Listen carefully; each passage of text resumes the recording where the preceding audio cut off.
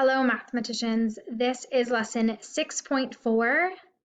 We will rewrite and describe circle equations in expanded form. What does that mean? Well, last class we learned that the standard form equation for a circle has our center, HK, and our radius here. Today, we'll see that in our expanded form, we distribute, and we have our equation in the form like this. How did I get here? Well, let's start with our standard form equation here, in which the center is -3, 6, and our radius is 5. 5 squared is 25. To get it to expanded form, we have to distribute. X plus 3 squared is x squared plus 6x plus 9, while y minus 6 squared is y squared minus 12x plus 36. Notice how we can simplify this by combining our like terms and adding 9 and 36 together to get 45. So our expanded form equation is here. Now, you may notice that the standard form equation provides us our center and radius, while our expanded form equation does not. So how do we get from here to here, where we know the center and radius? With our knowledge of perfect squares. So flashback to December, January, we learned that a perfect square was a binomial multiplied by itself. So here we have x plus 4 squared as a perfect square, and that's equal to x squared plus 8x plus 16. I can recognize this as a perfect square because 4 plus 4 adds up to 8, and 4 times 4 multiplies to 16. Remember this trick? So if I gave you these circle equations, which would you be able to rewrite? Which would you be able to find the center and radius? Well, this third one provides you in standard form. This one, the center would just be 0, 0.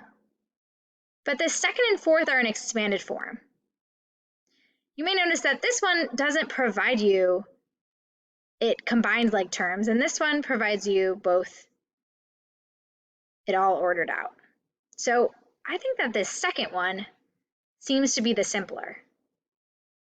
We are going to work with this second one today in our example, and then in class for lesson 6.5, we are going to learn how to complete the square. So here's our example, and we are asked to expand this. I'm sorry, to write this in standard form. Right now it's in expanded form. We want to write it so we can find the center and the radius. So step one, we want to check out our order. We want to line up our x's and our y's. So if you notice, the order is already there. We have our x's together and our y's together. Next step, we need to rewrite these as perfect squares. Now, there's a star here because sometimes you won't be given a perfect square, and you're going to need to complete the square. We are going to learn how to complete the square at lesson 6.5. Today, we're going to have perfect squares.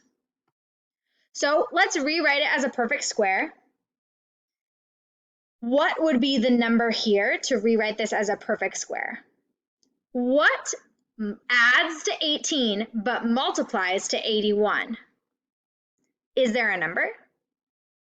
Yes, 9. 9, if we expand this, we would get this. 9 plus 9 is 18, and 9 times 9 is 81. What about this one? What would be our perfect, how would we rewrite this as a perfect square? Well, 8 plus 8 is 16, and 8 times 8 is 64. So we would put -8, negative 8 in our parentheses. No. So here is our standard form equation. Now, what is the center and radius of this circle? Can we figure it out now? Well, the center, 9, 8, it would be negative 9, 8, make sure to flip the signs. And the radius is 2. 2 squared is 4. So, could you know the center and radius from the equation in this form? Probably not. So that's why we rewrite it into our standard form equation. Next up, we're going to be able to complete the square to write the circle equation in standard form. For now, work on cool down 6.4, checkpoint 6.4 on your SLP. Thank you.